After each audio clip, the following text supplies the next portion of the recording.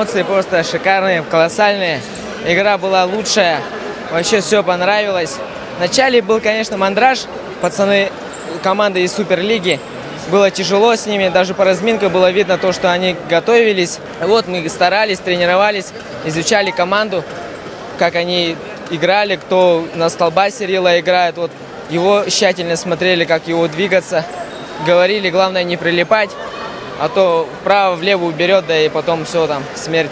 Сидели на защите, и центра прессинговали. Вот, а за счет контратак мы могли выиграть эту победу. Не получилось у нас. Игра для нас сложилась очень непросто. Вот, команда показала достаточно неплохой футбол.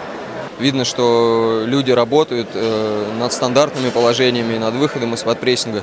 То есть все те аспекты мини-футбола, которые позволяют добиваться хорошего результата, у вас в команде присутствуют. И, в принципе, это видно и достаточно неплохо вы это делаете, исполняете.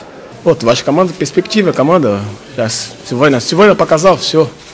Не могу больше сказать. Сегодня все показал, чтобы есть уровень хороший футбол, хорошие ребята. Трибуна вообще для нас, футболисты, это великолепно. Когда, конечно, что против нас за них кричать, но все равно это очень хорошо, чтобы много публики, много болельщиков. Я хотел бы поздравить не только команду соперника, ее тренера и футболистов с очень качественной игрой, с очень серьезной игрой, которую нам противопоставила команда «Заря», но и отметить обстановку в этом зале, организацию этого события. Что же касается непосредственно игры, то она была очень динамичная и изобиловала большим количеством моментов и острых атак.